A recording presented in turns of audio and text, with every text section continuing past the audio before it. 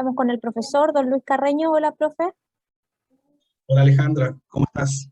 Muy ¿Qué bien, ¿y tal? usted? Bien, bien, bien. Bueno, Listo, qué bueno. preparado, dispuesto. Perfecto. Vamos a comenzar en un minutito más ya para que Perfecto. no, por los participantes que ingresaron en la hora, y yo sigo insistiendo por interno para que ver los que se puedan conectar hoy día, si no después ver la clase grabada.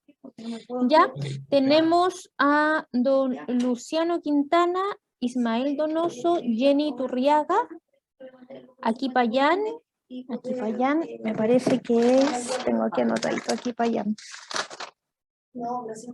¿A quién corresponde el nombre aquí Payán? Si puedo activar el audio. Me acuerdo que no es el nombre de la persona, me parece que Quipayán es el apellido. La persona que está como aquí Payán. Alejandra Quipayán. Alejandra, ahí está. Ya, perfecto. Vamos a cambiarle el nombre entonces. Alejandra aquí Payán. Ya, Yuri Nostroza, Catalina Almendras, también me parece que es otro nombre, ¿no? Sí, Ricardo Almendra. Y Ricardo Almendras.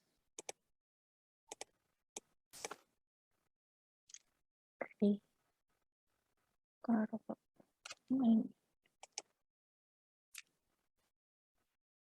Ya, y don Francisco Escobar. Ahí se está conectando la señora Sonia. Vamos a esperar que conecte el audio la señora Sonia y vamos a iniciar.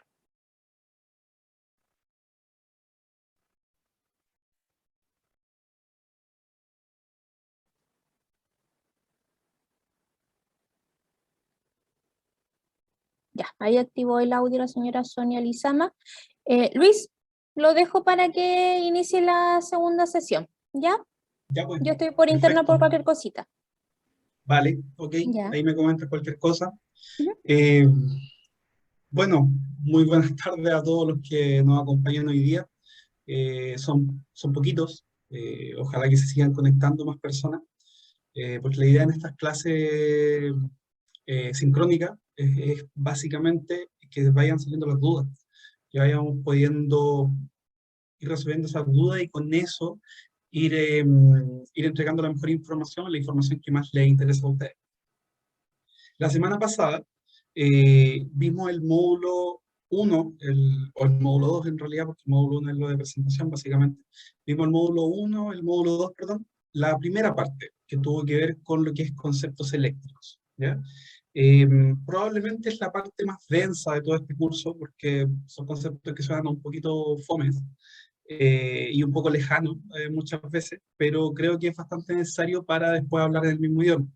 Me gustaría saber que me vayan comentando tanto activando micrófonos como por el chat, si es que han podido revisar la información que subimos, tanto las clases grabadas iniciales, las asincrónicas, como el material de apoyo.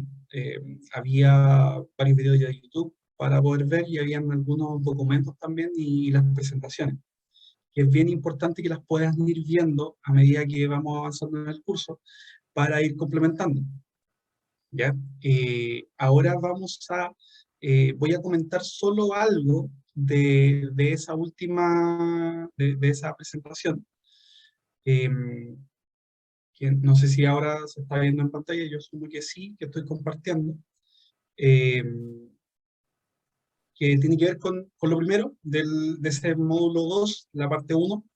Vimos todo lo que tiene que ver con voltaje, ¿cierto? Con potencia eléctrica, la ley de potencia. Hice unos ejercicios ahí en pantalla que no sé si a lo mejor fueron un poco densos en su momento, pero creo que son bien importantes, este sobre todo.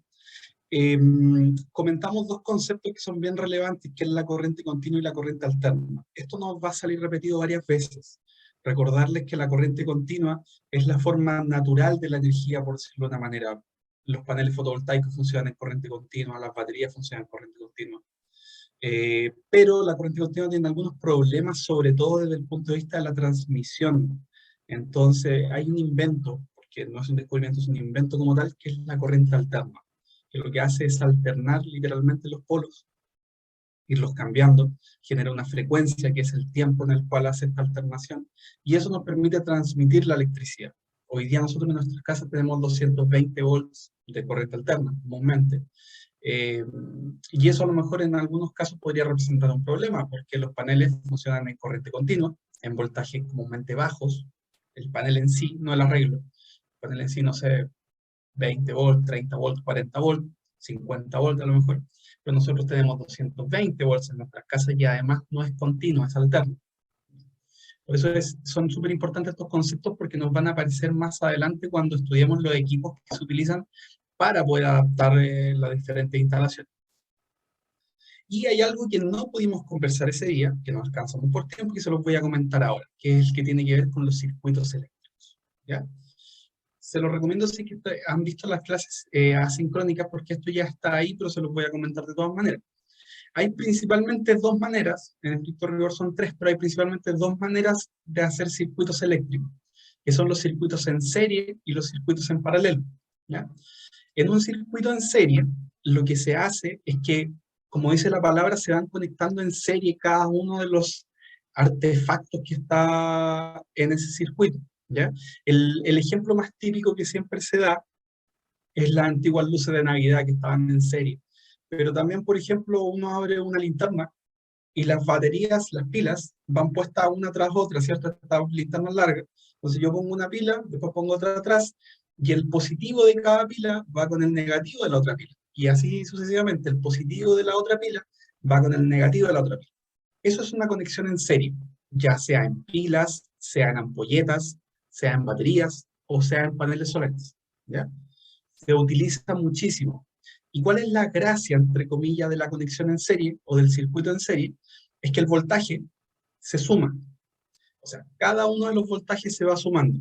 Por ejemplo, si esto fueran pilas dentro de una linterna y tenemos 4 pilas, cada una de esas pilas son de 1.5 volts. Entonces tenemos 4, 1.5 por 4 son 6 volts. O sea, la linterna está funcionando con 6 volts. ¿Ya? Eso mismo pasa con los paneles fotovoltaicos. Los paneles fotovoltaicos, cuando se instalan en serie, a lo mejor un panel genera 40 volts, pero si instalo 10 en serie, tengo 400 volts. ¿Ya? Van sumándose uno tras otro, porque están conectados en serie.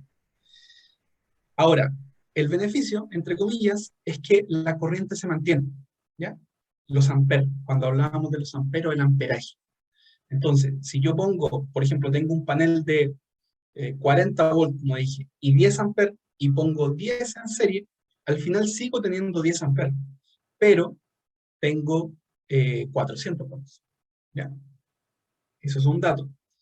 Por otro lado, están los circuitos en paralelo.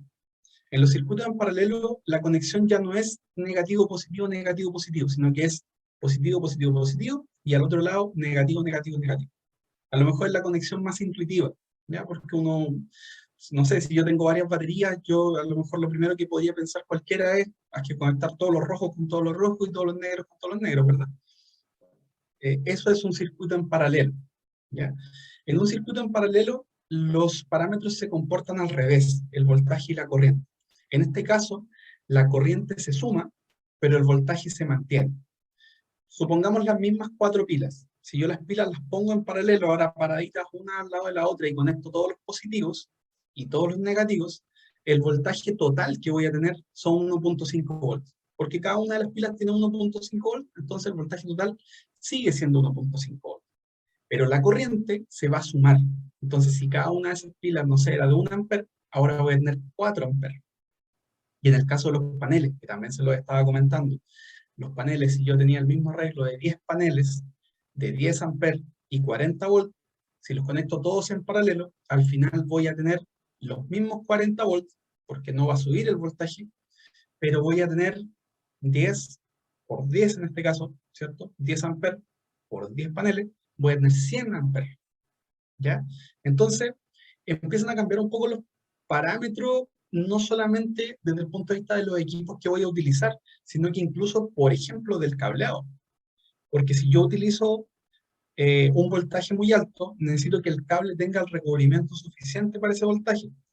Pero, si utilizo una corriente muy alta, voy a necesitar un cable mucho más grueso, ¿ya? Y a eso es lo que hay que tenerle mucho respeto y mucho cuidado, a las corrientes altas. Si ustedes se fijan, por ejemplo, o sea, han visto un sistema fotovoltaico instalado con baterías, comúnmente, y sobre todo los sistemas más actuales, comúnmente vemos que los cables de los paneles no son tan gruesos, pero los cables de las baterías sí son muy gruesos, ¿ya? Eso alguien podría decir que es porque por las baterías pasa más energía, pero no es solo eso, es porque comúnmente los paneles, con los reguladores que se utilizan actualmente, los paneles trabajan a voltajes altos y corrientes bajas, versus que las baterías no, las baterías trabajan en voltajes medianos, pero corrientes muy, muy altas, ¿ya? Porfa, si hay alguna duda respecto a esto, déjenmelo en la, en este caso, en los comentarios, para irselos comentando. Yo ahora vamos a ir a la segunda presentación, que es el tema de hoy, y necesito que me comenten si es que estoy compartiendo la pantalla correcta. ¿Alguien me puede comentar qué pantalla es la que se está viendo? Porque, ¿cómo moverlo?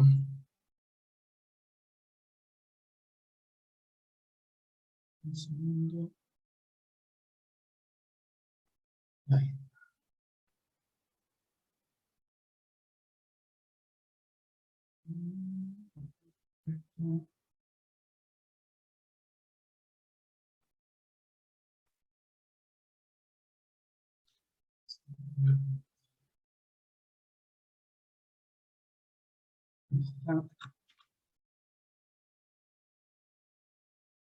Veo que hay alguien que quiere entrar.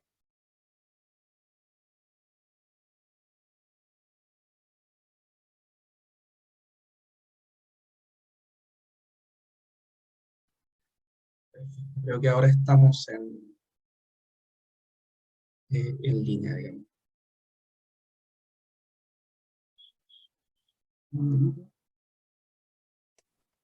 Ahí se ve el temario, profesor. Ya, perfecto, perfecto. Muchas gracias. Malos para responder hoy día. Están tímidos. Están tímidos.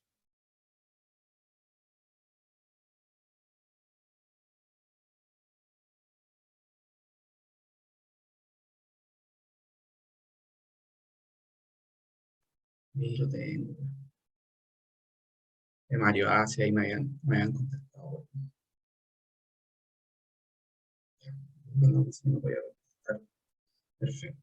Tengo aquí un tema yo, porque como estoy compartiendo pantalla, veo solamente una de las pantallas y no la que están viendo ustedes. Pero perfecto, ahí ya está. Ya. Bueno, entonces, entiendo que ya hemos pasado la parte eléctrica. Si quedan dudas, por favor, no duden en ponerla en el chat. También hay bastante información al respecto subida, hay videos de apoyo que también bien interesantes. No solamente las clases que he subido, sino que también algunos videos de YouTube. Así que se los recomiendo que los puedan ir viendo para ir complementando. Ahora vamos a tomar el tema de la energía solar desde otra arista, desde el punto de vista como energético, o como ambientalista también, ¿ya? No solamente desde el punto de vista de energía o de electricidad neta. Y de ahí nos vamos a ir directamente a lo que tiene que ver con las tecnologías solares o las tecnologías fotovoltaicas, que van a ser lo fuerte de la próxima clase. En este caso, lo que vamos a ver es la segunda parte del módulo 2, que es lo llamado introducción a los sistemas solares fotovoltaicos. Y vamos a llegar a la energía solar desde lo que se comprende hoy día como las energías renovables. ¿Y cuál es la necesidad hoy día de las energías renovables? Hoy día estamos en un momento de cambio climático evidente. Aunque existan todavía por ahí algunos negacionismos, en realidad es una realidad de hoy día el cambio climático que lo estamos viviendo todos los años. Y tristemente cada año más, tanto a nivel científico se puede corroborar como a nivel empírico, ¿cierto?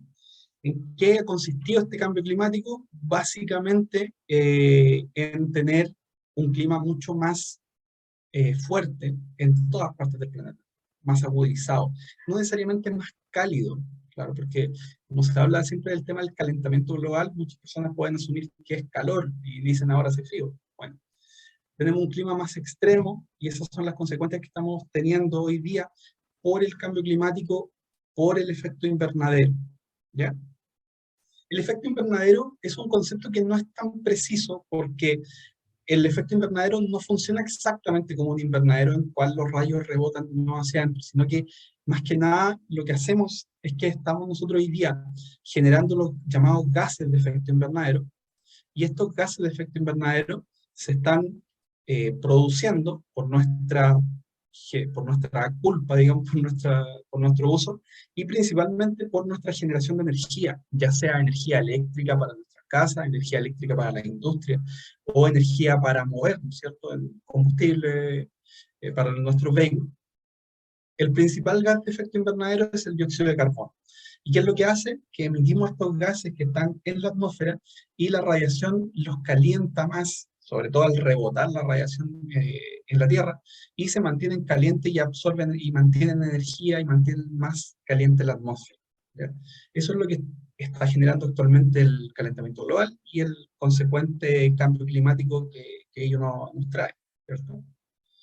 Entonces, con esto, con la situación que sabemos que tenemos un cambio climático, sabemos que tenemos un calentamiento global y que eso, además, sabemos es causado por nuestros gases de efecto invernadero, son los gases que estamos emitiendo principalmente con la generación de energía, nos lleva a la situación actual de la problemática de la energía desde el punto de vista macro, desde el punto de vista mundial, digamos, ¿ya?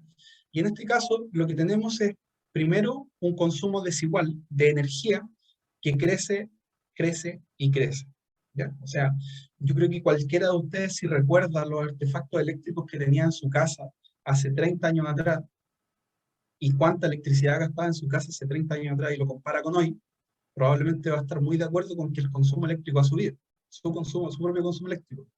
Y si va a una tienda, por ejemplo, y ve cómo son los exhibidores hoy día, cómo es la iluminación y cómo son todo, vemos que hay mucho más consumo energético por todos lados, ¿ya? El consumo energético crece y nuestro país es un país donde el consumo ha crecido mucho, ¿ya? Esto es tanto a nivel global como a nivel local nuestro. Hay un alto uso de combustibles fósiles, ¿ya? Que son finitos, que se nos van a acabar tarde o temprano. En Chile hoy día se quema mucho carbón para producir electricidad, muchísimo, más del que quisiéramos, y más del que imaginamos, de hecho. Y todo esto, además, lo unimos con que hoy día también estamos viendo las consecuencias de los gases de efecto invernadero, las consecuencias del calentamiento global, las consecuencias del cambio climático. Esa es nuestra problemática actual y nuestra situación. Entonces, ¿qué es lo que se está haciendo a nivel mundial? Uno de los paradigmas probablemente es lo que pasó en 2015, que es la COP21, o el Acuerdo de París, en el cual se tiraron varios objetivos para lograr disminuir el impacto del calentamiento global, entendiendo que el calentamiento global ya está acá. No es eliminarlo, la verdad, totalmente, pero es que no siga creciendo tanto y mantenerlo dentro de un cierto límite, que está en torno al 1.5 o 2 grados Celsius global de toda la Tierra, por sobre la era preindustrial, o sea, por sobre antes que empezáramos a emitir los gases. Ese es el objetivo. Hay varios compromisos, no vamos a entrar en detalle, la verdad es que las diapositivas están a su disposición para poder verlos, pero hay objetivos de la Unión Europea, objetivos de Estados Unidos, objetivos de China, de India, bueno, de los grandes países, en cuanto a reducir sus emisiones de gases, hacer más eficiente su producción de energía, y por supuesto también inyectar recursos a los países en desarrollo, que lo necesitan, porque hoy día, por supuesto, la energía sucia es más barata, entonces un país en vías de desarrollo, como somos nosotros, puede querer energía barata y quemar carbón, pero son los países desarrollados, los que ya han contaminado, los que tienen el deber de apoyar a estos países en vías de desarrollo. Bueno, hay algunas predicciones de impacto que también se las voy a dejar ahí, pero vamos a llegar a cuáles son los objetivos o los vectores que se hablan en cuanto a la descarbonización. Lo que tenemos que hacer es descarbonizar nuestra matriz energética, tanto nacional como a nivel internacional. Y tenemos dos grandes objetivos. Uno, y está como puesto como primero acá, es el ahorro y la eficiencia energética. Sé que la clase pasada, cuando ustedes se presentaron, alguien por ahí lo mencionó y yo recuerdo haberlo aplaudido porque en esto no basta con el uso de las energías renovables, que es el segundo gran vector y el segundo gran objetivo, sino que no sacamos nada con tener energía limpia, tener buena energía, si es que no la usamos bien, ¿ya? Entonces esto va por dos caminos. Por un lado, necesitamos usar energías renovables. Por otro lado, necesitamos usarlas bien y aprovecharlas, ¿ya? Y eso va en todo orden, eso va a orden nacional, gubernamental, de industria, empresa y también a nivel nuestro, a nivel doméstico, ¿ya? O sea, si yo puedo apagar una luz, hay que pagarla no solamente por el hecho de que no voy a pagar un par de pesos menos a final de mes, sino que también por el hecho de que si todos nos concientizamos y hacemos ese tipo de cosas, los consumos energéticos de verdad bajan. Y estamos quemando menos carbón, que sí estamos quemando hoy día en Chile para poder abastecernos. Bueno, entonces llegamos al concepto de energías renovables.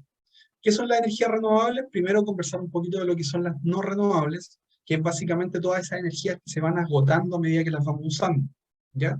Por supuesto, está la nuclear, el petróleo, el gas, el carbón, ¿ya? Si lo vemos como plantas como tal, están las centrales de carbón, las centrales de diésel, las centrales de gas natural, las centrales de ciclo combinado de gas natural, que son lo mejor, digamos, dentro de quemar combustibles fósiles, lo más eficiente son las de ciclo combinado, que en realidad aprovechan los gases de combustión y por eso son, por lo menos están quemando combustibles fósiles, pero los aprovechan bien.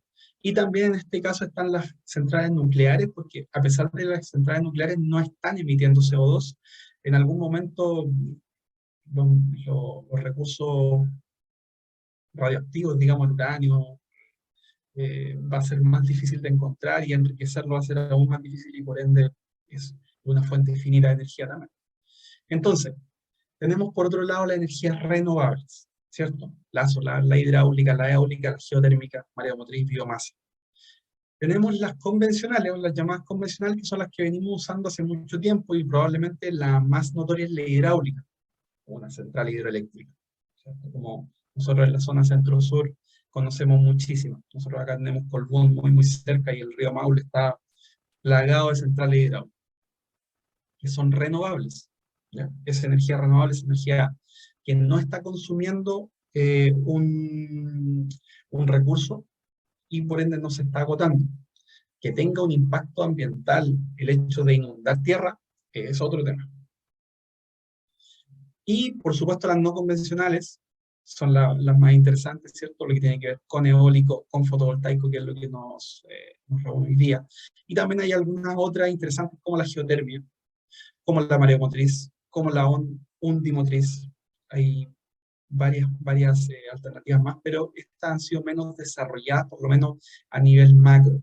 A nivel macro, para tener impactos reales, fuertes en las matrices energéticas, las energías renovables no convencionales más utilizadas son estas que estamos viendo acá, la eólica y la solar fotovoltaica, o la solar en general, porque dentro de solar hay varios tipos, que los vamos a ver, y altivoltaica. ¿Qué energía estamos usando nosotros en Chile? Bueno, primero a nivel mundial, principalmente carbón. Lo que se ve acá en verde es carbón, o sea, perdón, es petróleo, lo que se ve en gris es carbón, y lo que se ve en rojo es gas natural. Esto es a nivel mundial y no es muy representativo en Chile.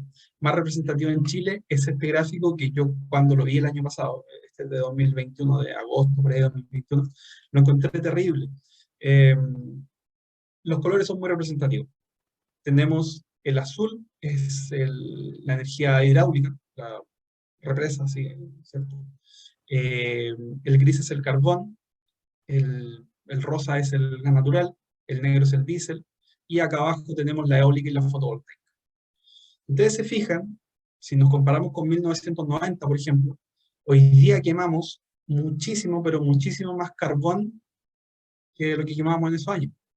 Se han incorporado, por supuesto, los sistemas fotovoltaicos son súper fuertes y la energía eólica. Si se suman ambos, están en el 20 y tantos %, el solar fotovoltaico más el eólico. O sea, nosotros tenemos un componente importante de energía renovable no convencional. pero todavía no es suficiente porque estamos quemando demasiado carbón. Y eso es principalmente porque nuestro consumo energético ha aumentado mucho, ha aumentado un 100% respecto al año 2000. O sea, en 2000 consumíamos la mitad de energía que la consumimos hoy día. Y eso es muchísimo, muchísimo. Por supuesto, esto también está dado por nuestras consecuencias del cambio climático. Acá tenemos el afluente de agua en las cuencas de la central hidroeléctrica, y si ustedes se fijan, todos los últimos años han sido bajo la media. O sea, la sequía es evidente. Y eso nos causa que tengamos menos agua y que quememos más carbón. Urge en realidad que estas dos de abajo, la solar fotovoltaica y la eólica, sigan creciendo para que el carbón vaya disminuyendo y además que esta curva total deje de subir y se mantenga. O sea, que nosotros podamos como país seguir creciendo económicamente, pero no seguir aumentando los consumos energéticos. Ahora, nos vamos al recurso solar. Perfecto. Sabemos que la energía solar es limpia, ¿cierto? Entonces vamos a analizar un poquito la energía solar desde su concepto como tal, de recurso solar. La energía solar, por supuesto, parte del sol, ¿ya? El sol es nuestra fuente energética primaria, toda la energía nos llega a través de radiación solar, y el sol en sí es como una central nuclear, pero a diferencia de las centrales que nosotros tenemos que funcionan como fisión, el sol trabaja como fusión, ¿ya? Está funcionando hidrógeno en helio. No son bolas de fuego, es una central nuclear que lo que hace es emitir ondas electromagnéticas que nos están llegando como energía a nosotros. Tanto así que en un segundo el sol libera más energía que la que hemos consumido nosotros nunca, ¿ya? Ahora, por supuesto, la libera en todas direcciones, no solo hacia nosotros. El sol, en cuanto a números, es tremendo, por supuesto no vamos a entrar en detalle, pero con lo que sí nos quedamos es con la radiación que nos envía, que es una radiación electromagnética, y que nos genera algo que es lo llamado el espectro solar, ¿ya? El espectro solar es mucho más grande que la luz visible. Muchas personas preguntan, ¿y estos paneles, por ejemplo, en base a los paneles fotovoltaicos, ¿y estos paneles aprovechan los ultravioleta o aprovechan los infrarrojos? Y la verdad es que, por supuesto, porque en realidad los ultravioleta o los infrarrojos son limitaciones nuestras, son limitaciones de nuestros ojos. Pero el rango del espectro electromagnético y el espectro solar en específico es mucho más grande que la luz que nosotros vemos. Tanto así que de toda la energía que llega a la Tierra, aproximadamente un 47% es luz visible, pero todo el resto, el 53% de energía que está llegando, 52, 53% de energía restante, que llega a la Tierra nosotros no la vemos, pero de todas maneras está llegando. Parte es ultravioleta, solo un 7%, pero mucho, un 45%, es infrarrojo. Y ojo, los infrarrojos atraviesan las nubes, por ende, sí, cuando está nublado, también estamos recibiendo energía, y por supuesto nuestros paneles también están funcionando. No porque nosotros no la veamos, no está llegando, sí que está llegando. La radiación solar, bueno, si nos vamos a la definición, digamos, es un conjunto de radiación electromagnética emitidas por el Sol, ¿ya? Dimensionalmente se mide en joules por segundo por metro cuadrado, pero eso lo podemos transformar en watts, ¿ya? Y aquí es donde ya entra lo que hablamos en la clase anterior, o sea, watts es potencia, ¿ya? Entonces, yo sé que watts es una cantidad de energía definida, y la radiación solar yo la puedo medir en watts, pero por metro cuadrado. O sea, yo puedo decir, ok, sé cuánta energía me está llegando por metro cuadrado, ¿ya? Un watt es igual a 3.600 joules. Joules es una unidad de medida muy pequeña que nosotros por lo menos no la vamos a usar. En física se utiliza mucho, pero nosotros no la vamos a usar. Pero la medida que sí vamos a utilizar, y que es muy, muy importante, es la de watt por metro cuadrado. ¿Por qué? Porque yo asumo que muchos de ustedes, a lo mejor algunos no han tenido ningún contacto con sistemas de energía solar, pero muchos de ustedes ya han visto paneles fotovoltaicos, y ya sabrán que los paneles se venden por watts. Usted, cuando le venden un panel, le dicen este panel es de 100 watts, este panel es de 300, este panel es de 500 watts. Eso es un estimativo en base a la radiación plena nuestra, y se mide en watts por metro cuadrado. Si nos vamos a nivel, digamos, mundial, podemos ver un gráfico como este, que lo que nos está mostrando son las distintas zonas de radiación a nivel mundial. Y lo que vemos es que nuestro país, bueno, todos lo sabemos, sobre todo el norte, es un lugar privilegiadísimo en cuanto a la radiación solar. Pero el sur, a pesar de que acá en este mapa en específico no está marcado, el sur tiene radiaciones similares a, por ejemplo, las que tiene Alemania, perdón, o incluso mejores. Nuestra zona central tiene los niveles de radiación que tiene España. España en Europa es como lo mejor en energía solar, y Alemania son los que más han invertido en energía solar. Bueno, nosotros en la zona central tenemos la radiación de España, y en la zona sur tenemos la de Alemania. O sea, nuestras condiciones para instalar sistemas solares son tremendas. Ahora, si nos vamos a la radiación y a las unidades de medida, yo les hablé de este concepto de watts por metro cuadrado. Hablábamos en la clase pasada de qué eran los watts, ¿cierto? Que es esta unidad de potencia. Entonces, la radiación que nos llega a la atmósfera desde el Sol es una radiación de 1400 watts por metro cuadrado. Pero la que nos llega a la Tierra se asume siempre una constante de 1000 watts por metro cuadrado. Eso, los 1000 watts por metro cuadrado llegan un día de sol directo, con nula nubosidad, en realidad sin nubosidad, y con poca humedad ambiental, ¿ya? Con eso ustedes ya se pueden hacer un poquito la idea de la energía que nos está llegando. Por ejemplo, no sé, una bomba de un HP consume 750 watts por hora. Y la energía que a nosotros nos llega son 1000 watts por cada metro cuadrado, ¿ya? Entonces ahí ya podemos tener un poquito de relación cuánta es la energía que nos está llegando. Ahora, esa energía es en parámetros óptimos. Es solamente si es que no tenemos interferencia climática, ¿cierto? Si es que el tiempo nos permite que nos esté llegando. Y además cuando tenemos radiación plena, ¿cierto? Cuando no hay humedad ambiental ni nada por el estilo. Comúnmente lo que se utiliza para calcular son radiaciones más bajas, son las condiciones normales de operación, que son entre los 600 y los 800 watts por metro cuadrado, ¿ya? Además a ello, y con esto me voy a adelantar un poco, la eficiencia de los paneles no es 100%. Comúnmente la eficiencia de los paneles hoy día está en promedio en torno al 20%, ¿ya? Entonces, si a mí por metro cuadrado me llegan 1000 watts, ¿ya? Tengo 1000 watts por metro cuadrado, y los paneles tienen una eficiencia de 20%, por metro cuadrado de panel vamos a estar generando en torno a los 200 watts, ¿ya? Eso es potencia peak, porque cuando yo tenga el panel acá y el sol esté en la otra esquina, voy a generar menos también, ¿ya? Yo estos datos se los doy para que vayan teniendo una cierta noción, pero los sistemas fotovoltaicos nunca se están evaluando en cuanto a las potencias instantáneas, siempre se evalúan en cuanto a las potencias, la energía acumulada. En cuanto a la energía que estamos recibiendo y que recibimos, por ejemplo, durante todo el día. Eso es lo que nos interesa. Por ejemplo, si yo instalo un sistema en mi casa y yo quiero tener energía para la noche, yo necesito que durante todo el día el sistema esté cargando las baterías. Me da lo mismo que cargue más a la 1 que a las 5 de la tarde. A mí lo que me interesa es la cantidad de energía total que me va a generar. Si yo tengo un sistema fotovoltaico conectado a la red, por ejemplo, y le estoy vendiendo energía a la compañía eléctrica, también lo que me interesa es la cantidad de energía total que voy a generar. La energía que está generando minuto a minuto no es muy relevante, la potencia. Lo que importa es la energía final. Ya, hablando de la radiación, tomamos otro concepto, que es el tipo de radiación que nos está llegando, ¿ya? Y hay dos conceptos bien interesantes, que es la radiación directa y la radiación difusa. Y tenemos un tercero también. La radiación directa es la que nos llega, como dice la palabra, directo desde el Sol, ¿cierto? Cuando tenemos Sol directo y lo estamos viendo literalmente, ¿ya? Y nos llegan los rayos directos y nos están quemando. Versus que la radiación difusa es la que nos llega de rebote.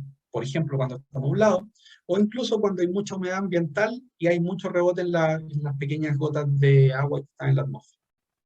Ahora, la que se considera para efectos de cálculo de sistemas solares, tanto fotovoltaicos como térmicos, o cualquier tipo de sistema solar, es la llamada radiación G o radiación global.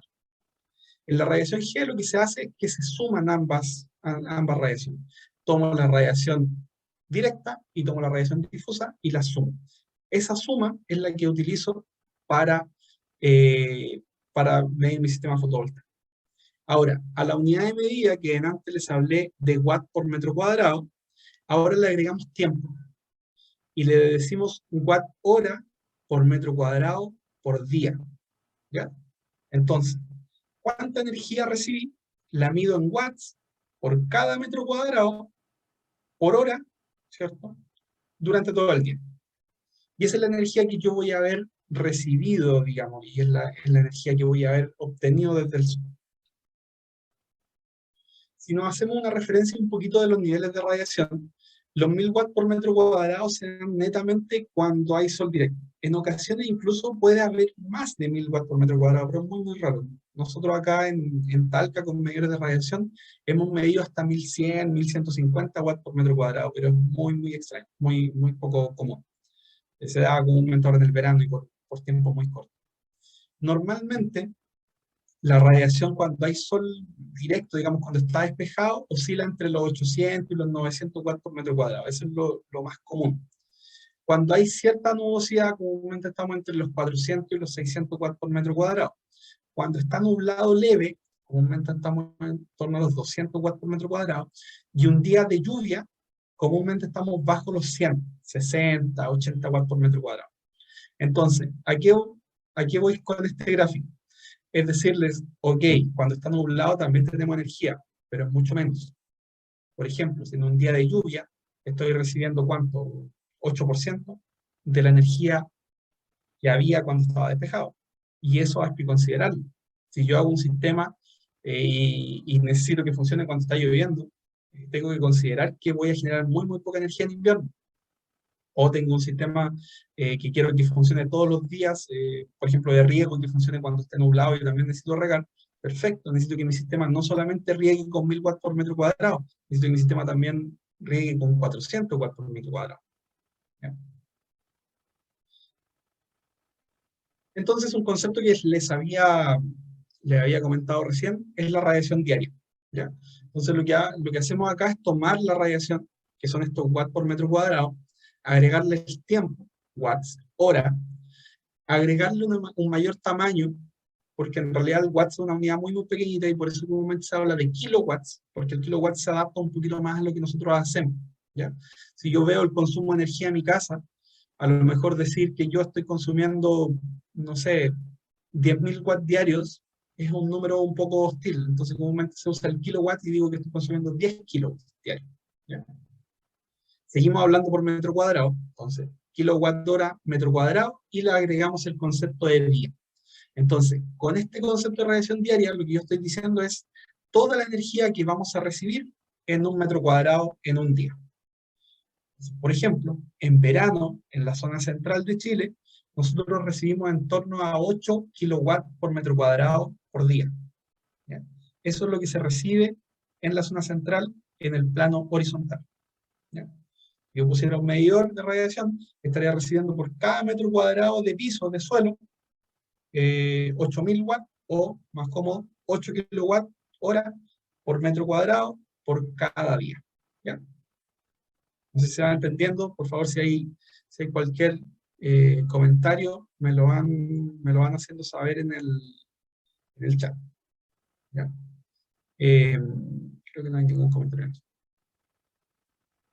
Tenemos otro concepto, y este concepto es un poquito enredado, así que me gustaría que se tomaran el tiempo de tratar de entenderlo bien, que es el llamado concepto del HCP, de horas solar peak, o también le dicen radiación efectiva, que es en el cual nosotros asumimos una constante de radiación de 1000 watts por metro cuadrado. ¿Ya? La radiación, como yo les decía antes, es variable. La que se supone que nos llega es de 1000 watts por metro cuadrado, pero la radiación va variando durante el día. A veces tenemos más y otras veces tenemos menos. Me pregunta ahí, ¿no eran 1000 watts por metro cuadrado? Exactamente, son 1000 watts por metro cuadrado. Esa es la radiación constante, pero lo que yo les comentaba, lo que les comento acá, son watts por metro cuadrado día. ¿Ya? Lo que les estaba comentando en la plantilla anterior. ¿Ya? Entonces, exactamente, como él dice, son 1000 watts por metro cuadrado. Esa es la constante que nos llega, pero es una constante muy entre comillas, porque en la mañana no tengo 1000 watts por metro cuadrado, y en la tarde tampoco. ¿Ya? Y eso hace súper difícil calcular un sistema, porque yo, si tengo que hacer una tabla y decir, a ver, en la mañana tengo 50 watts por metro cuadrado, media hora después tengo 100, después tengo 150, después tengo 200. Sería un cálculo un poquito muy engorroso. ¿Ya? Sí, me preguntan que había dicho 1000 watts y después dije 8000. Lo de los 8000 eran diarios, ¿ya? Y es por eso que es lo que lo estoy explicando ahora. Son 1000 watts constante, instantáneo, y en la zona central, en Chile, tenemos diario 8000 watts por metro cuadrado en el día. 8 kilowatts metro cuadrado día, ¿ya? Entonces, ahí es donde viene este concepto. Así que es muy atingente la pregunta que nos hace Andrés. Que es el concepto de horas solares peak. Como yo tengo muchas horas, no sé, un día en verano a lo mejor dura 14 horas, ¿ya? Con radiaciones variables, de 100 watts por metro cuadrado, 200 watts por metro cuadrado. Y yo digo, ok, tengo una radiación constante de 1000 watts por metro cuadrado. Yo asumo que tengo esa radiación constante y lo que hago es transformar el resto de radiación en horas, ¿ya? Entonces, yo puse un medidor y sé que me están llegando 8000 watts por metro cuadrado en todo el día, ¿ya? Son 1000 watts por hora como constante, pero me están llegando 8000 en todo el día. Y yo tengo 14 horas de día. ¿Por qué? Porque en algunas horas me llegó menos, ¿verdad? Entonces yo asumo que en realidad lo que tuve no fueron 14 horas de luz, sino que tuve 8 horas de luz, pero con radiación plena. No sé si se va entendiendo la idea. En vez de asumir que tengo muchas horas con radiación variable, asumo que tengo una cantidad de horas menor, pero con radiación constante. Y eso hace que el cálculo sea mucho más fácil. ¿Por qué? Porque si yo tengo 8 kilowatts por metro cuadrado día, 8000 watts, ¿cierto? Yo sé que los paneles solares están calibrados a 1000 watts por metro cuadrado y yo me compro un panel de 100 watts calibrado a 1000 watts por metro cuadrado día. Yo sé que si lo expongo al sol, en un día de 8 kilowatts metro cuadrado día, me va a generar 800 watts. Porque voy a tomar los 100 watts y los voy a multiplicar por esas 8 horas. ¿Ya? Esas 8 horas de sol peak. ¿Ya? Por favor, si se entiende, me lo comentan en el chat y si no, también me van comentando, porque yo sé que es un poco, esta idea es un poco compleja a veces de entenderla, pero es súper relevante porque hace fácil el cálculo, hace fácil el dimensionamiento. Con esto ustedes cualquiera puede tomar una tabla de radiación y decir, perfecto, en Temuco la radiación en el mes de septiembre promedio es de 4 kilowatts por metro cuadrado día. Yo me compré un panel de 400 watts. 4 eh, 4 kilowatts por metro cuadrado día, que es la radiación, la multiplico por los 400 watts, y ya sé que el panel me va a generar en torno a 1600 watts diarios. 4 por 4, 16, 1600 watts. ¿Se va entendiendo? No sé, ahí hay unas personas que me estaban comentando en el chat, nos comenten también si es que se entiende la idea. Entonces, los dos conceptos que vimos tienen que ver primero el de radiación diaria, o sea, ya no hablamos de potencia, hablamos de energía como tal, kilowatt hora, metro cuadrado día, ¿cierto? Y es la energía, es la cantidad de energía solar medida que incide durante todo el día en un metro cuadrado, y a la vez también hablamos del concepto de hora solar peak, ¿ya? Que es que asumimos que la radiación es constante. Sabemos que la radiación es muy variable, pero la asumimos constante para hablar de horas de radiación efectiva. No hablar de cantidad de radiación variable, sino que hablamos de horas de energía, ¿ya? Entonces, por ejemplo, cuando uno instala sistemas solares fotovoltaicos on-grid, comúnmente habla de kilos instalados. Y a ustedes le dicen, yo quiero comprar un sistema, ya, y le ofrecen, por ejemplo, un sistema de 3 kilos, de 3 kilowatts, como el caballito de batalla, probablemente, el sistema que más se instala, o de 2 kilowatts. Si yo tengo un sistema de 3 kilowatts en mi casa, y yo sé que en verano hay 8 kilowatts por metro cuadrado día, como lo que aparece acá en esta gráfica, yo sé que ese sistema son 3 por 8, 24, me va a generar en torno a 24 kilowatts diarios. ¿Ya? Eso es sin aplicar ninguna pérdida, que las pérdidas son bastantes, ¿ya? Pero ya nos da una referencia. O sea, yo ya sé que, por ejemplo, si tengo el sistema de 3 kilowatts, de 3 kilowatts instalado en mi casa, tengo una radiación de 8 kilowatts por metro cuadrado día, ya sé que en verano con esa radiación voy a tener 24 kilos diarios y ya puedo sacar la cuenta cuánto puede tener mensualmente, ¿cierto? Sobre los 600, 700 kilos mensuales. Pero también sé que en invierno, a lo mejor en la misma zona donde tengo 8 kilowatts hora por metro cuadrado día, en invierno tengo 2 kilowatts por metro cuadrado día, porque hay muchos menos días de sol, porque los días son más cortos, hay más nubosidad. Entonces el mismo sistema de 3 kilos, en vez de generarme 24 kilos diarios, me va a generar 6 kilos diarios, ¿cierto? Porque tengo 2 horas efectivas de radiación. Los 3 kilowatts que tengo instalados, por las 2 horas, me van a dar 6 kilos.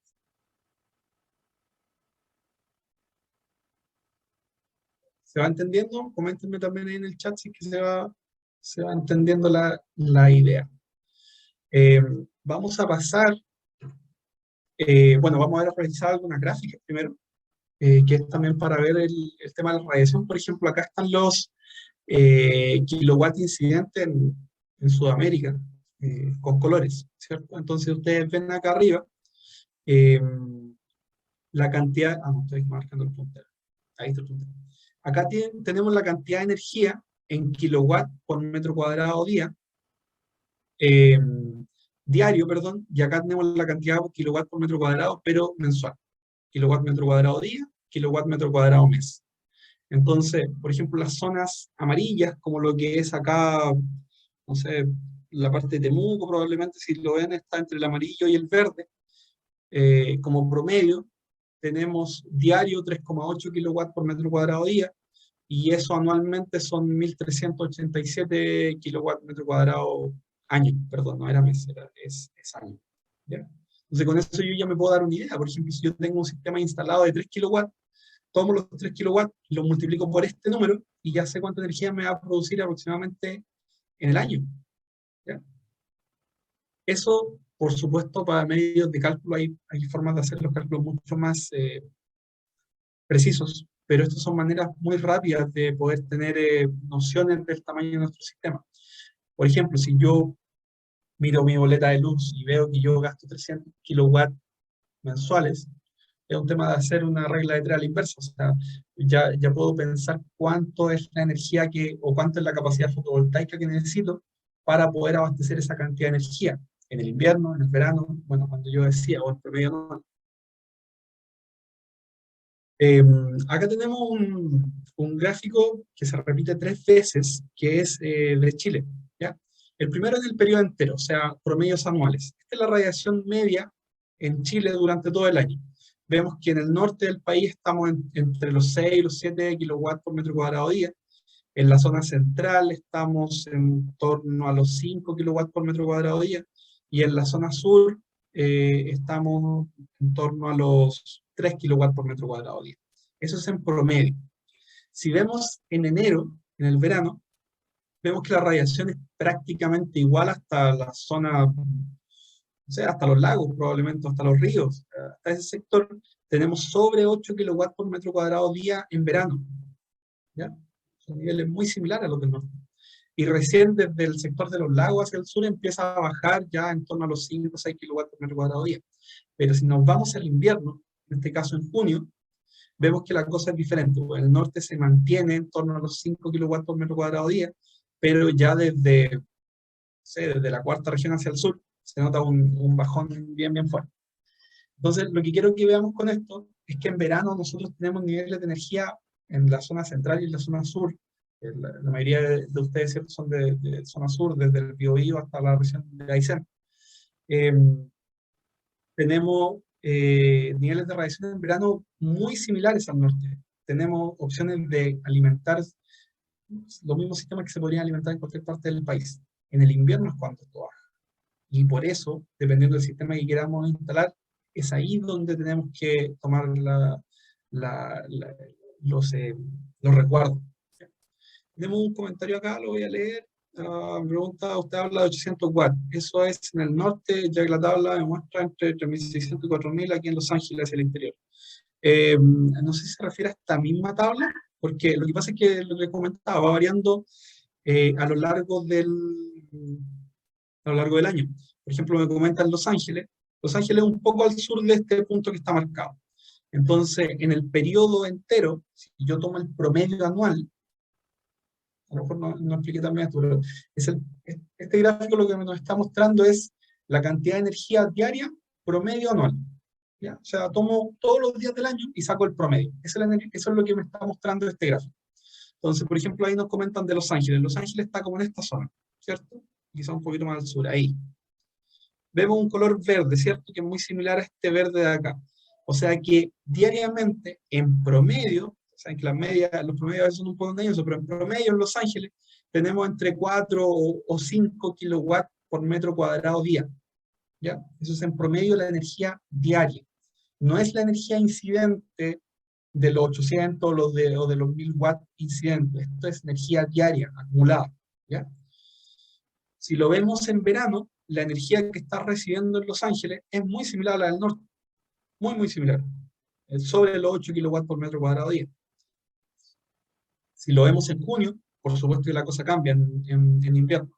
En ese caso, la energía que va a estar recibiendo en Los Ángeles es bajo los 2 kilowatts por metro cuadrado día. Entonces ella también tiene algo muy evidente que, por ejemplo, es importante si es que yo quiero hacerme autosuficiente. Si yo digo, ok, yo quiero tener una casa que no esté conectada a la red eléctrica.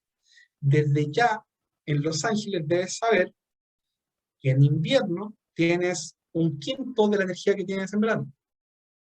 Porque en verano tienes en torno a los 8, los 9 kilowatts por metro cuadrado, pero en invierno tienes bajo 2.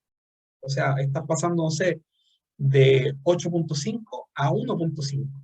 Y eso significa que el panel que te genera 10 en verano, te va a generar 2 en invierno. O sea que si tú necesitas 10 todo el tiempo, vas a tener que instalar 50 paneles. O 5, perdón, 5 paneles. Perfecto, me dice ahí que está más claro. No sé si hay algún otro comentario, se va entendiendo estos conceptos. Yo sé que son un poco duros, pero creo que es muy importante tener noción de la energía que nos está llegando antes de hablar de los equipos. Tenemos que tener noción de la energía que nos está llegando, de cómo entenderla y de cómo la vamos a usar también. ¿Sí? Porque si yo no sé cuál... aquí en Chile han habido algunos problemas en algunas licitaciones y cosas así, por no considerar estas cosas. A mí me ha pasado mucho ver, por ejemplo, licitaciones en nuestra zona, en el Maule, en el Biobío, a veces en la región de los lagos, de municipalidades que piden luminarias públicas, ¿cierto? Estas luminarias que va el foco y va el panel solar. Y veo las especificaciones, y cualquier persona que entienda lo que estamos hablando acá sabe que eso no va a funcionar en invierno.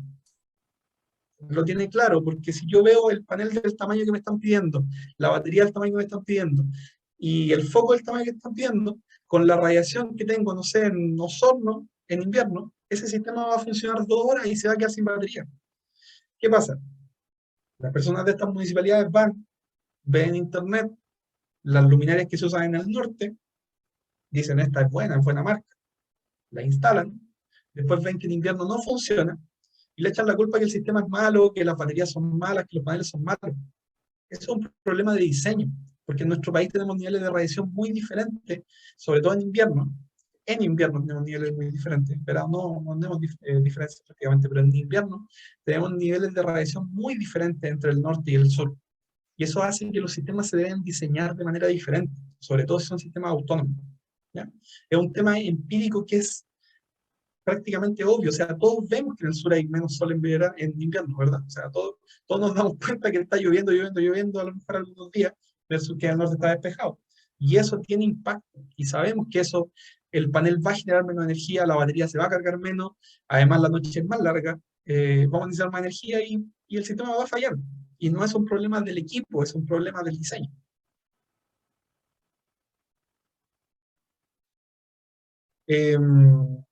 Nos pregunta acá Andrés si uno está produciendo más watts con los paneles de lo que utiliza.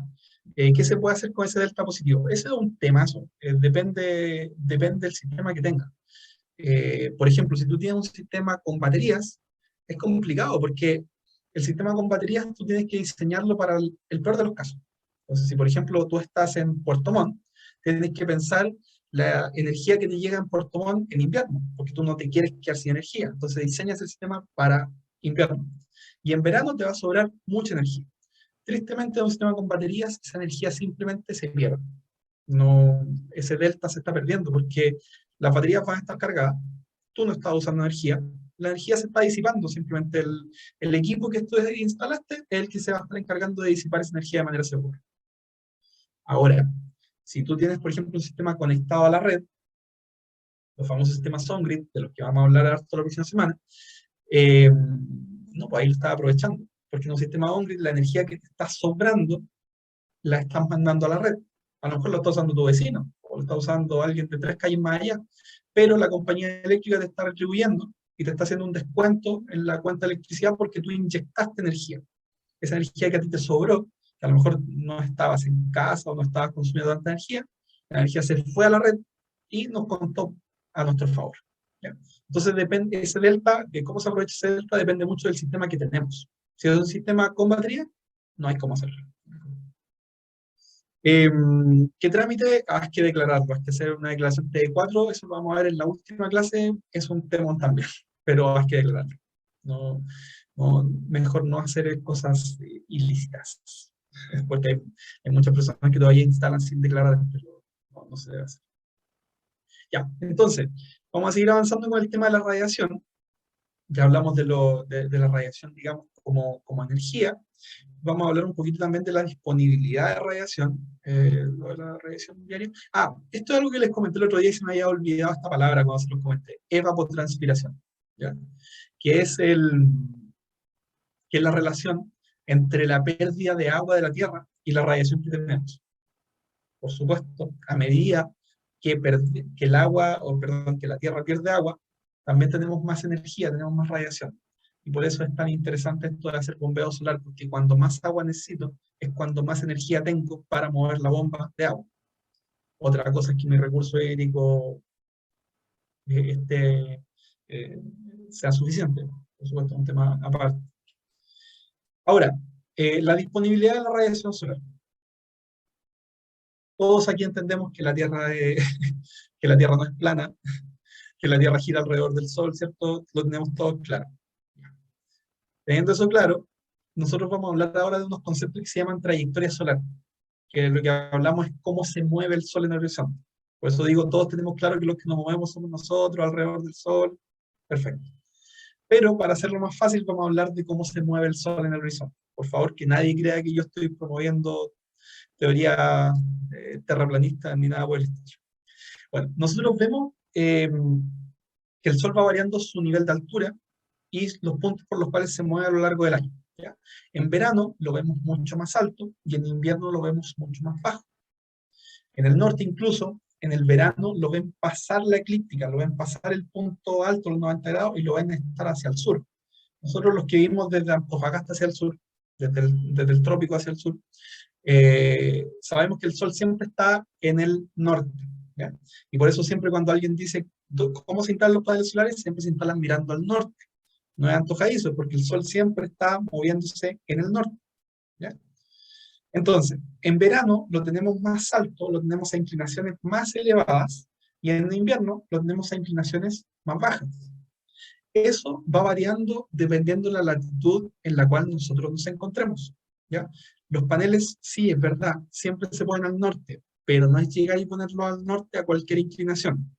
Y esa inclinación no es siempre la misma, va dependiendo, primero, de dónde estemos. Si yo lo instalo en Rancagua, no es lo mismo que lo instale en Osorno. Y segundo, va a depender de cuál es el objetivo. Porque si yo tengo un sistema con baterías, por ejemplo, que lo estoy diseñando para invierno, voy a privilegiar la posición del Sol en invierno, que es más baja. Pero si estoy instalando un sistema de bombeo solar, que yo voy a bombear en verano, probablemente el Sol en verano está más alto y por ende el panel, que siempre tiene que ir perpendicular, va a ir más bajo. Entonces, todo esto parte por la llamada declinación solar, ¿ya? Que es el ángulo que está entre la línea del Sol y la Tierra, en el plano ecuatorial, ¿ya? Esto va variando, ¿ya? Tenemos 4 puntos importantes a lo largo del año, que son los 2 solsticios, solsticio de verano en diciembre, solsticio de invierno en junio, y los 2 equinoccios, en marzo y en septiembre. ¿Ya? Entonces, el punto para nosotros que vivimos en el hemisferio sur, el punto más alto del Sol es en el solsticio de verano, el 21 de diciembre. Y el punto más bajo del Sol es el 21 de junio, el solsticio de invierno. ¿Ya? Entonces, en latitudes medias, no vamos a tomar en cuenta la otra, en latitudes medias como la que está acá, tenemos el solsticio de invierno en la parte, el solsticio de verano en la parte alta y el solsticio de invierno en la parte baja. Las fechas acá están al revés porque esto lo saqué de literatura española, ¿ya?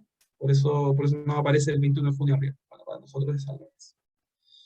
Dependiendo de la posición de la Tierra en la que nos encontremos, el ángulo de incidencia de la radiación es diferente, ¿cierto? Contra más ecuatorial nuestra oposición, en nuestro caso contra más al norte, recibimos el Sol de manera más directa, y contra más al sur, lo recibimos de manera más inclinada. ¿Ya? Lo que nosotros buscamos, ¿no? Coméntenme si ustedes piensan algo diferente, pero lo que nosotros buscamos cuando ponemos paneles solares es orientarlos de la manera correcta para que el panel pase la mayor cantidad del tiempo de manera perpendicular a los rayos del Sol. ¿Ya? Entonces, si el Sol está muy vertical, yo voy a poner los paneles más bajos. Si el Sol está muy horizontal, voy a poner los paneles más inclinados. ¿Se entiende la idea? O sea, si yo tengo el Sol a poco ángulo, debo dar más ángulo a los paneles. Y si tengo el Sol a mucho ángulo, debo dar menos ángulos a los paneles. Por eso, si yo veo los paneles que están instalados en el norte, comúnmente los vemos así, muy bajitos, casi horizontales. Pero si yo veo los paneles que están instalados en Puerto Natales o en Punta Arenas, los veo casi verticales, están a 70 grados probablemente. ¿Por qué? Porque el Sol comúnmente está más bajo. ¿Ya? Ahora, por supuesto, eso varía por latitud y también a lo largo del año. Tenemos 2 conceptos importantes, que es la altura y el azimut solar. No vamos a leer esto, pero por favor, ustedes denle una vuelta, revisen las diapositivas, lean estas descripciones exactas. Yo voy a pasar directamente a lo que es el movimiento aparente solar, y les voy a comentar acá los 2 ángulos que tenemos. Primero, tenemos el ángulo de azimut. El ángulo de azimut es la referencia al norte que tenemos, ¿ya? El norte es siempre nuestro ángulo cero. ¿Ya? Entonces, si yo digo que tengo 0 grados azimut, es que estoy mirando hacia el norte. ¿Ya? O si digo que el Sol está a 0 grados azimut, es que el Sol está hacia el norte. Y va variando con grados positivos hacia la izquierda y con grados negativos hacia la derecha. ¿Ya? O sea, si estoy en el oeste, tengo 90 grados de azimut, y si estoy en el este, tengo menos 90 grados de azimut. Y si estoy en el sur, tengo 180 o menos 180. Da lo mismo. Les dejo como dato, si alguien en algún momento quiere, por alguna razón, entrar a alguna parte y se encuentra con literatura del hemisferio norte, allá es al revés, el 0 azimut es el sur. Por ende, si ustedes quieren hablar de norte, es 180 grados. Como dato muy puntual. Ya sabemos, como el Sol se está moviendo al norte, que nuestra posición ideal son 0 grados azimut. O sea, poner los paneles orientados siempre hacia el norte. Ahora, tenemos otro concepto, que es la altura máxima o mínima, ¿ya? Que es la elevación. Cuando hablamos de azimut, hablamos de la desviación del norte. Otra cosa es la elevación, ¿ya? En este caso estamos hablando del Sol. El ángulo de elevación se mide desde el horizontal, 0 grados de elevación. Y por supuesto el máximo es perpendicular total, que son los 90 grados azimut. 90 grados de elevación, perdón. Azimut es desviación del norte, y elevación es hacia arriba o en horizontal. ¿Ya? Perfecto. Entonces, tenemos acá una forma rápida de conocer la altura del Sol que tenemos dependiendo nuestra latitud, ¿ya? La altura mínima y la altura máxima, ¿ya? Y para ello usamos la declinación solar. La declinación solar es el ángulo en el cual se mueve la Tierra, ¿cierto? La Tierra está inclinada un poquito, no está recta, girando siempre, sino que está inclinada, y el Sol está acá. Entonces, el ángulo de inclinación de la Tierra, que en este caso lo hablamos de declinación solar, son 23.45 grados. Entonces, si yo quiero saber la altura mínima a la cual va a estar el Sol, lo que me dice acá, es que voy a tomar la calculadora, lo que me dice acá es que tengo que tomar 90 grados, restar la latitud. Yo estoy en Talca en este momento, estoy a 35 grados latitud sur. Si ustedes están en Temuco, van a estar como en el 38, 40, más o menos. Si están en Puerto Montt, probablemente van a estar como en el 42, algo así, 41, 42. Ya. Entonces yo tomo, en mi caso en Talca, tomo los 90 grados, le resto los 45 y además le resto los 23.45. Y el resultado que me da son 21.55. ¿Qué significa eso? Esa es la altura mínima a la cual se eleva el Sol. Eso pasa el 21 de junio. ¿Ya?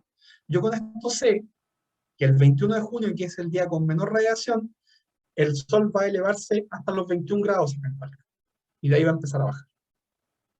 Ahora, si yo quiero saber la altura máxima, tomo los mismos 90, le resto los mismos 35 y ahora le sumo los 23.45 y me va a dar 78.45. Esa es la altura máxima a la que llega el Sol en el verano. ¿Ya? Algunos resultados tenemos acá. Por ejemplo, en Arica, la altura mínima son 48 grados y la máxima es 94, o sea, se pasa la verticalidad total y se pasa un poco al sur.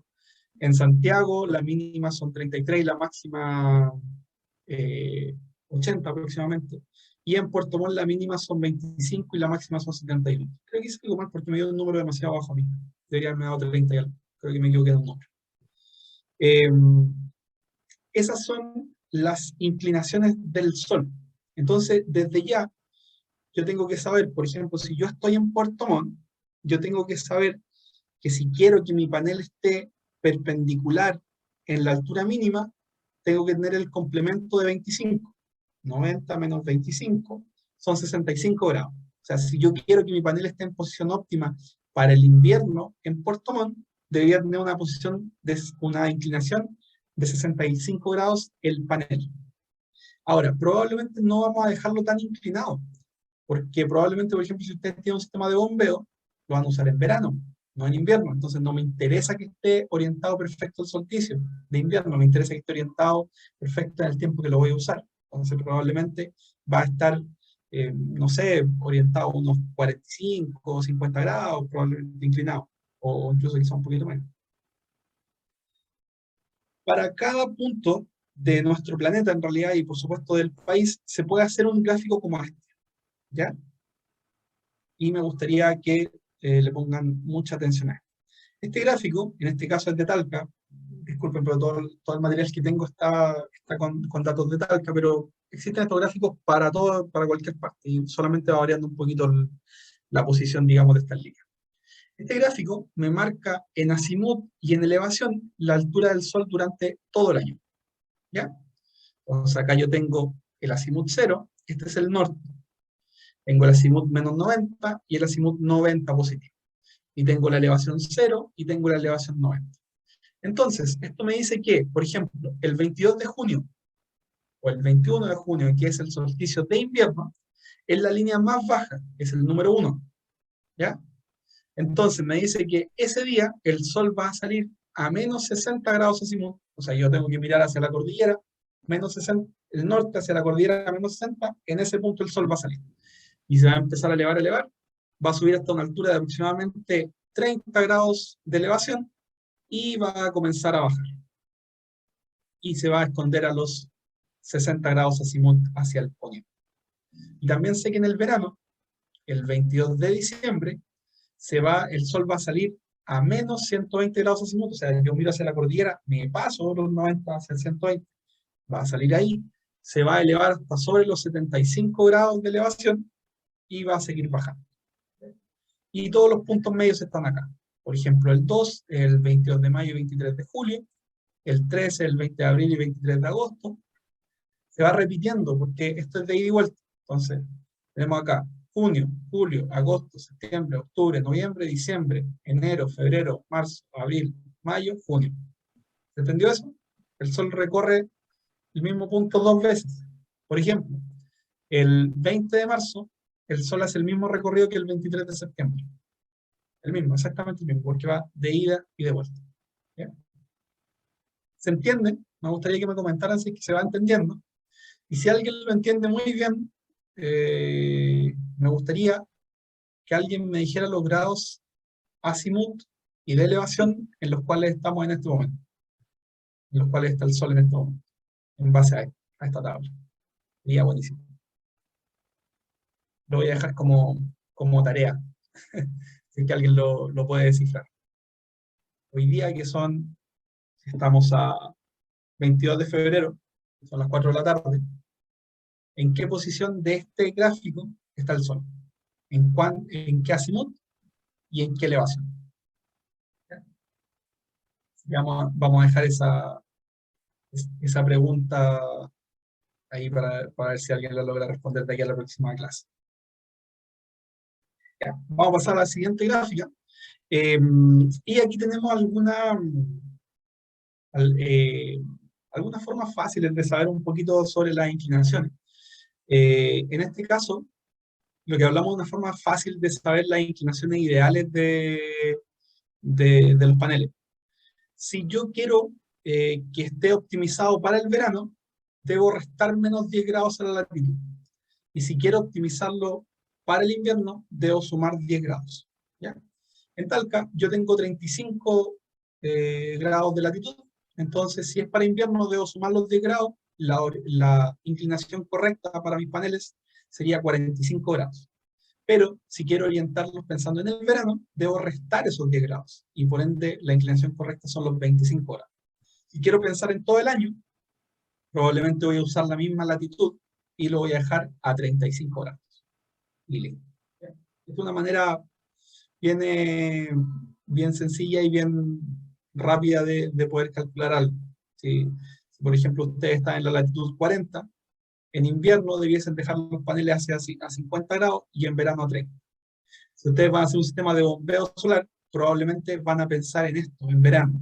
Si ustedes van a hacer un sistema que es para alimentar una casa siempre, probablemente van a pensar en este, que es invierno. Entonces, algunas cosas de las que hemos hablado: la energía solar es una fuente energética renovable, se basa en onda electromagnética, no solamente el espectro visible es lo que usamos, también el UV y el infrarrojo. Tenemos una constante solar de aproximadamente 1000 watts por metro cuadrado, es variable según la hora del día, la estación del año, la latitud geográfica también. Tenemos dos conceptos: la radiación global directa y difusa, ambas suman la global. Y tenemos parámetros, uno de incidencia de radiación o intensidad, que es watt por metro cuadrado, y otro que es de radiación global, de radiación acumulada, que son los kilowatts por hora por metro cuadrado día. ¿Ya? Esto vamos a hablar bastante cuando hablemos de los paneles, porque vamos a ver que, no sé, un panel de 250 watts está calibrado a 1000 watts por metro cuadrado día. Entonces vamos a seguir hablando de estos conceptos.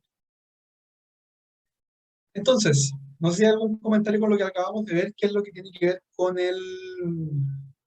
los conceptos de recurso solar, porque ahora ya nos vamos a ir a lo que tiene que ver con aplicación en estos minutos que nos quedan. Son 15 minutos de clase, los vamos a ver con eso. Si hay alguna consulta, algún comentario, por favor, déjenmelo en el chat.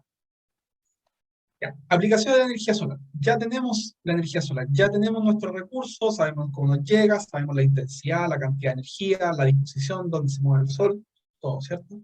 Entonces, ¿qué podemos hacer con energía solar? Tenemos dos caminos: la generación de electricidad y la generación de calor. ¿Ya? Son caminos totalmente diferentes y lo único que tienen en común es el sol, porque son tecnologías diferentes. ¿Ya? Acá en generación de electricidad tenemos sistemas fotovoltaicos, y acá en generación de calor tenemos sistemas solares térmicos. Si nos vamos, lo vemos esto como una rama, tenemos los sistemas de generación de electricidad, dentro de ellos tenemos los sistemas fotovoltaicos, y dentro del sistema fotovoltaico están los sistemas aislados y los conectados a red. Todo eso lo vamos a ver la próxima semana. Y dentro de los sistemas de generación de calor están los conectores solares, ¿cierto? Los calentadores de agua, ¿ya? Pero también tenemos una línea media, que son las plantas termosolares. Las plantas termosolares se usan solamente a gran escala, no se usan a pequeña escala, y lo que hacen es generar calor, y con ese calor genera electricidad, funcionan como una termoeléctrica, ¿ya? Pero una termosolar eléctrica, ¿ya? Entonces, en los sistemas fotovoltaicos, los paneles directamente están generando electricidad, o cada uno de los paneles fotovoltaicos está generando un flujo eléctrico con la radiación. En las plantas termosolares estamos generando calor con la radiación, y luego ese calor lo administramos y generamos electricidad con él. Y luego en los colectores solares térmicos, lo que estamos haciendo es generar calor y utilizar ese calor, ¿ya? Como agua caliente, como aire caliente, lo que sea. Entonces, dentro de la energía solar térmica tenemos estos tres conceptos, ¿cierto? Tenemos colectores planos, que son los calentadores de agua típicos, los colectores de tubo al vacío son calentadores de agua de mayor eficiencia, y tenemos las plantas termosolares, que son las que generan electricidad a partir del calor del sol. Pero a nosotros lo que nos interesa, ¿cierto?, es la energía solar fotovoltaica. La energía solar fotovoltaica es una fuente de energía que produce electricidad de origen renovable, obtenida directamente a partir de la radiación solar mediante un dispositivo semiconductor denominado célula fotovoltaica, o bien mediante metales de sustrato, que son los conocidos células solares de película fina, ¿ya? Todo esto se basa en el efecto fotovoltaico, que es posible gracias a un material que es el silicio, ¿ya? La mayoría de todos los paneles fotovoltaicos están fabricados de este material, ¿ya? ¿Qué es lo que se hace? Si pudiéramos cortar una celda fotovoltaica, podríamos ver algo como esto, ¿cierto? Tenemos una diferencia de potencial dentro del panel fotovoltaico. Y a medida que nos llegan los fotones, a medida que nos llega la radiación, se empieza a producir un flujo. Empieza a ir desde el negativo hacia el positivo un flujo eléctrico, que no está generando un flujo continuo, un flujo ordenado. Este proceso que se produce dentro de una célula fotovoltaica transforma la energía lumínica, que son los fotones, en energía eléctrica, un flujo electromagnético. Esta es la magia que hacen los sistemas fotovoltaicos. Les dejé un video de YouTube bien completo, en el cual explican muy al detalle cómo funciona un sistema, un panel fotovoltaico, una célula fotovoltaica, ¿ya? Ahora, si ya tenemos la célula fotovoltaica, cómo se fabrica, nos dice cuál es el tipo de panel fotovoltaico que tenemos, ¿ya? Los más conocidos son silicio monocristalino, silicio policristalino y silicio amorfo, ¿ya? El monocristalino es el más eficiente, le sigue el policristalino y después el amorfo. La verdad es que a nivel comercial, lo que se utiliza y el estándar está siempre en los cristalinos, ya sea mono o policristalino. Las diferencias entre ellos son básicamente de fabricación, pero sí es fácil distinguir las monocristalinas porque comúnmente tienen como unos rombitos blancos, que se hacen en base a unos tubos. Se hacen unos tubos ordenados de células monocristalinas y se van cortando láminas. Entonces son inicialmente unas células redondas, y al cortar los bordes, digamos, quedan estos cuadrados con biseles. Eso, los monocristalinos, además de que tienen un color más uniforme, se pueden diferenciar por eso. El policristalino comúnmente es una celda cuadrada que tiene varios tipos de colores, varios colores diferentes, y al mirarlo al sol se puede ver que tiene unas partes más brillosas que otras, ¿ya? El monocristalino es un panel más eficiente que el policristalino, pero la gran razón de esa diferencia no está en el panel comprado. A ver cómo le explico esto. O sea, si yo me compro un panel de 100 watts monocristalino y un panel de 100 watts policristalino, ambos me van a generar lo mismo. No por el monocristalino ser más eficiente me va a generar más. La diferencia es que como el monocristalino es más eficiente, probablemente es un poco más pequeño, porque es capaz de generar la misma cantidad de energía en menos espacio, ¿ya? Pero si yo me compro un monocristalino de 100 watts y un policristalino de 100 watts, ambos me van a generar la misma cantidad de energía.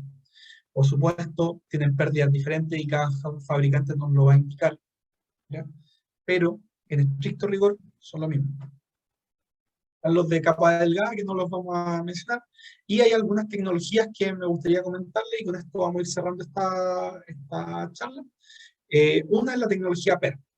¿Ya? La tecnología PERC es como una especie de reflector que tienen las celdas en la parte inferior, y lo que hacen es que la radiación, los rayos incidentes del sol, reboten en esa celda y vuelvan a pasar por el panel hacia arriba, ¿ya? Y eso nos permite unos porcentajes más de eficiencia. Por ende, probablemente ustedes, si hoy día buscan paneles solares, probablemente los paneles de mayor potencia que encuentren, o los paneles más eficientes que encuentren, son los mono, o sea, paneles monocristalinos, paneles mono PERC, que hoy día están sobre el 23% de eficiencia. A alguien 23% de eficiencia le podrá parecer poco, pero para los que llevamos algunos años en la industria fotovoltaica, es maravilloso. O sea, originalmente los monocristalinos andaban en el 16% y era súper bueno, 17%. Y hoy día van en torno al 20 tantos por ciento. ¿Ya? Y es una eficiencia muy, muy alta. Otra tecnología que está dando mucho que hablar hoy día, son los paneles bifaciales, que básicamente lo que hacen es que por atrás no tienen esta típica plástico o lámina blanca que termina el panel, sino que también tienen vidrio, tienen un doble vidrio, ¿ya? Y eso les permite que, dependiendo dónde se instalen, el rebote de energía genera entre un 25 y un 30% más de energía, ¿ya? Que un panel monofacial. Ahora, eso es siempre y cuando se trabaje, en este caso, el suelo, ¿ya? El llamado albedo, que es la forma en que se refleja la radiación, digamos. Si yo pongo mis paneles, por muy bifaciales que sean, pegados a un techo de teja asfáltica, no va a tener mucho sentido porque no va a haber lugar donde refleje esa luz, ¿ya? Pero si los pongo en un campo abierto, con un piso a lo mejor de, no sé, de arena blanca, una cosa así, sí va a haber un reflejo y sí voy a tener una mayor cantidad de energía generada. Otra tecnología interesante hoy día, y con esta ya vamos a ir terminando, es la multibusbar, ¿ya? Los busbar son estas latitas, que en realidad son los cables conductores de cada una de las celdas. Y yo, como les comentaba adelante, a mayor cantidad de energía, en paralelo tenemos más corriente, ¿ya? En este caso, lo que hacemos al dividir es disminuir la corriente, y por ende disminuye la pérdida de energía interna de cada una de las celdas. Por eso, en los paneles, contra más nuevos sean, van a tener más de estas latitas. Si ustedes ven un panel probablemente más antiguo, tiene 2 por celda. Los actuales, no sé, tienen 6, 8, capaz que 10 latitas de esas por celda, ¿ya? Eso le va dando un pequeño porcentaje de más y mayor eficiencia que nos va a ayudar, ¿ya? Eso es lo que tenía para comentarle hoy día. Cuéntenme si tienen algún comentario, alguna duda, por favor, abrimos micrófono. También Alejandra, si está por ahí, comentando cualquier cosa. Recomendarles ver el material que está subido, que es muy atingente a lo que estamos conversando, tanto las clases grabadas, las asincrónicas, que hablamos de esto mismo, pero con otro enfoque, con un enfoque un poquito más conciso, y también el material, tanto el material escrito que se subió, que hay varias, están en estas mismas presentaciones, y hay otras presentaciones aún más completas, y también están el apoyo de los videos de YouTube, que hay unos videos bien interesantes. Si alguien está muy interesado, por ejemplo, en saber cómo funcionan los paneles, está por ahí algún video del efecto fotovoltaico, y del efecto fotoeléctrico, así que hay bastante material para revisar. Eso, no tienen ningún comentario, salieron Gracias, tímidos. profe. Vale. ¿Alguien tiene algún comentario? Están bastante tímidos hoy día. El otro día Sí, hoy día nos están... comentaron hartas cosas cuando hicimos la primera clase y se presentaron. Sí. No sé si alguien tiene alguna pregunta, algún comentario. Ya estamos por finalizar la clase. Hola, ¿me escuchan? Sí. Sí, escuchamos. Bueno, buenas tardes. Primero que nada, mi nombre es Luciano Quintana, soy de la comuna Santa Bárbara, colindante con Alto Biobío. Yo tengo un sistema fotovoltaico, un sistema on-grid, ya van a ser más o menos 6 años, y en temporada de invierno es bastante baja la radiación, ¿ya? Claro. Entonces eso me causaba impacto porque usted hablaba de 8.000 watts hora por metro cuadrado día. Entonces, en temporada de verano, claro, pero resulta de que en temporada de invierno a nosotros se nos va a la espalda la radiación. Sí, entonces es un poco difícil poder mantener un equilibrio más o menos alto. Entonces, yo no sé si existirá en el mercado algún sistema de paneles solares que sean un poco más eficientes en temporada invernal o es lo que hay, ¿no? O sea, a ver, siguiendo al rigor con lo que comenta, sí hoy día hay paneles mucho más eficientes que probablemente los que usted tiene, porque han pasado 6 años, ¿ya? Yo no creo que los paneles que usted tenga pasen los 250 watts cada uno, y no creo que sean de eficiencia sobre el 17%. Ahora, lo que les comentaba, la mayor eficiencia hoy día hace que tengamos mayor cantidad de potencia en menos espacio, pero si en invierno hay menos radiación, eso el panel no lo va a solucionar. Una de las formas en que se trabaja es aumentar, al momento de hacer el diseño, aumentar la capacidad fotovoltaica, por ejemplo, en su caso, en relación al inversor. ¿Ya? Entonces, creo que hay alguien con el micrófono abierto. Entonces, por ejemplo, no sé, si usted tiene un sistema, no sé si nos mencionó la capacidad de 3 kilos, no sé de qué tamaño es. Yo tengo, lo que se puede...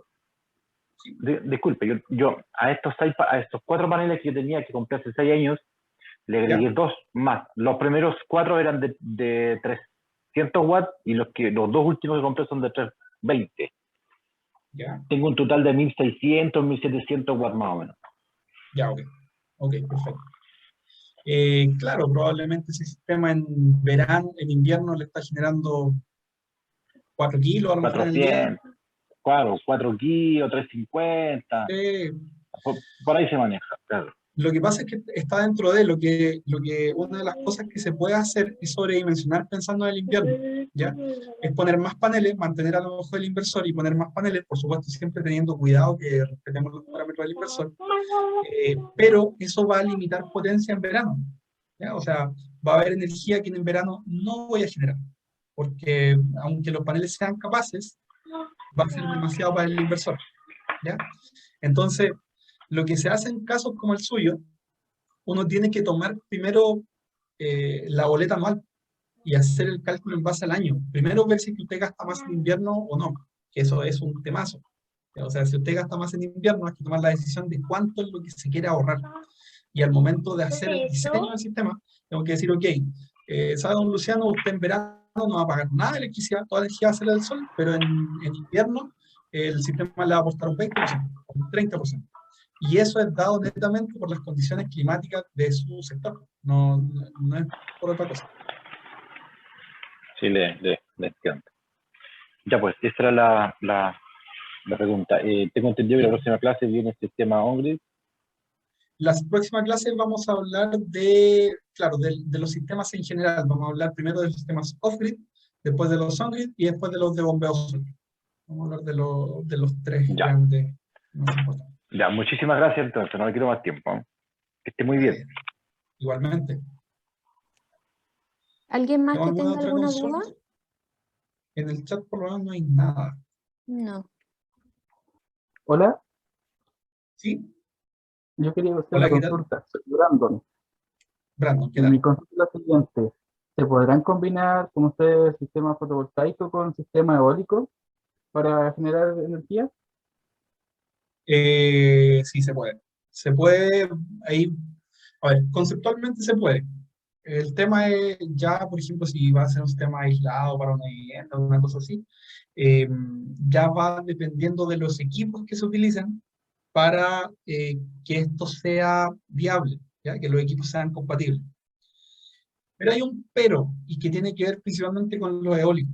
Nosotros en los fotovoltaicos, por ejemplo, yo antes les mostré unas tablas de radiación, que son, no sé, por ejemplo, no sé si están viendo todavía, pero por ejemplo esto, ¿ya? Nosotros, más allá de que algunos meses hay más radiación que otros, más nubes, qué sé yo, ustedes fácilmente, de hecho en el explorador solar, que es un link que yo les dejé, pueden ver cuánta es la energía que hay incidente en donde ustedes viven. Pero en cuanto al viento, eso es mucho más difícil. A veces uno dice, no, aquí hay harto viento, pero muchas veces son ráfagas, ¿ya? Dimensionar un sistema eólico es más difícil que dimensionar un sistema fotovoltaico. Idealmente, para dimensionar un sistema eólico, se debe hacer una prospección, o sea, ir a instalar un anemómetro, a lo menos por un año, para saber cuánta es la energía que voy a generar, porque si no lo estoy instalando a ciegas, ¿ya? Entonces, de poder combinarse, se puede con los equipos correctos, pero no siempre es tan sencillo porque el eólico no es tan sencillo de dimensionar. Eso es. Gracias. Vale. Perfecto. No sé si tenemos alguna otra duda o cerramos con esas dos dudas. Esas dos consultas. ¿Alguien más tiene alguna otra duda?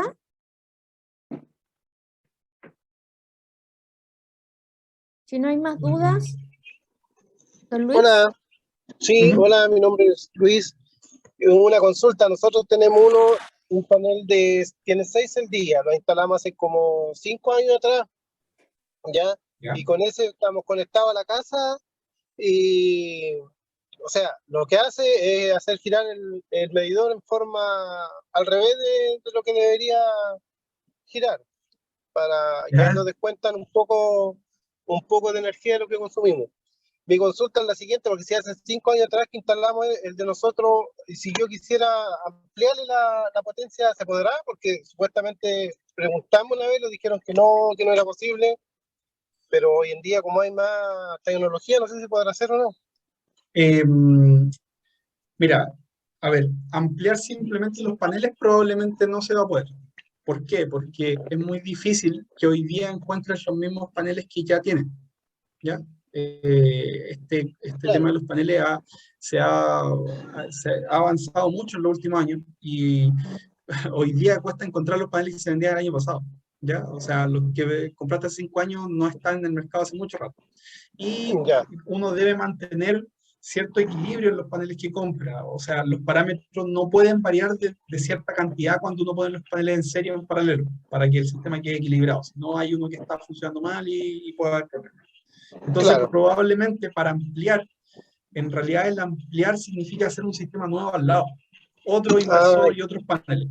A menos que, sería raro, pero a menos que tuvieras un inversor con doble seguidor, que comúnmente los inversores de 5 kilos, algunos de 3, pero comúnmente de los 4 o 5 kilos hacia arriba, vienen con 2 seguidores. Son como 2 inversores en uno, ¿ya? Es un inversor pero tiene 2 enchufes. Entonces, en esos casos uno puede poner paneles diferentes. Pero si no ese es el caso, lo más probable es que tengas que hacer un sistema completo aparte.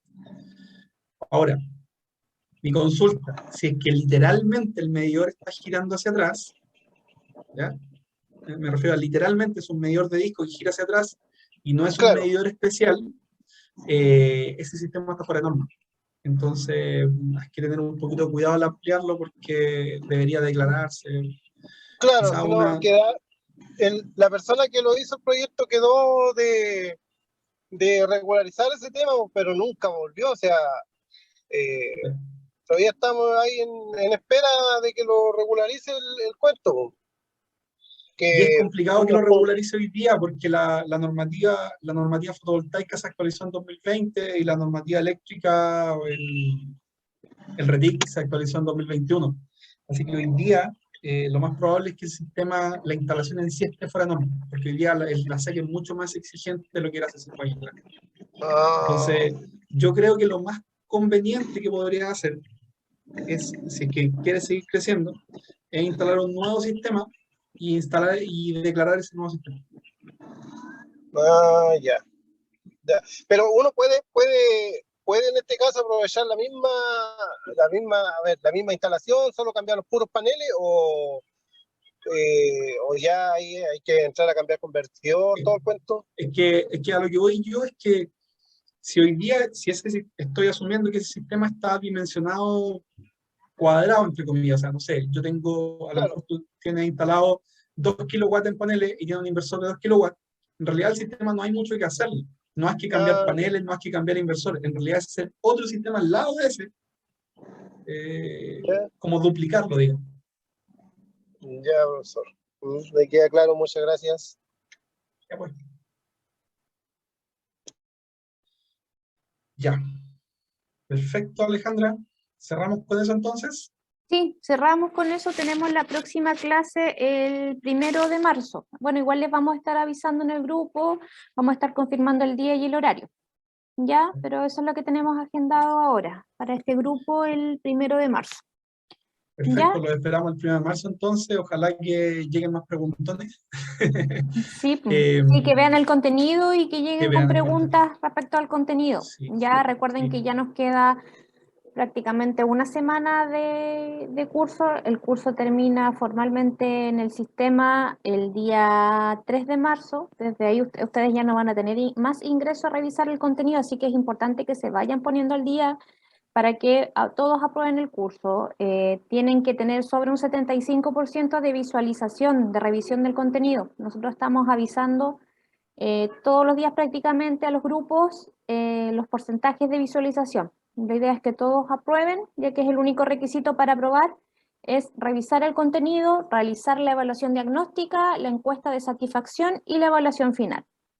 ¿Ya? De todas maneras, entiendo, Alejandra, que queda otra clase más que la de la próxima Sí. semana. Son 2 Sí, clases más queda que quedan. una el primero y la otra el 8, pero la vamos a adelantar lo que me comentó Marcelo, Ok. porque ellos van a tener acceso al sistema solamente hasta el 3 de marzo. Entonces va a tener que ser antes de esa clase, porque si no, no van a poder ingresar. Bueno, y Curso- comentarles también que, bueno, la semana pasada vimos la parte eléctrica, esta semana vimos lo que tiene que ver con energía como tal. La próxima semana es el grueso de lo que es paneles fotovoltaicos, porque vamos a ver los sistemas en sí. Vamos a revisar equipos, vamos a revisar algunos catálogos de equipos, entonces vamos a llevar esto mucho más a la práctica. Y la última clase ya vamos a ver lo que tiene que ver con los aspectos de instalación, de mantenimiento, de posibles problemas. Así que ya ahora entramos a tierra derecha. Ya, perfecto. Ya, pues Eso, Luis, bueno. Gracias. los dejamos a todos, que tengan una buena tarde y estamos en contacto a Bien. través de WhatsApp. Nos Ya, vemos en la próxima clase. Nos vemos, que estén muy bien. Buenas tardes. Chao. Chao. Chao, gracias.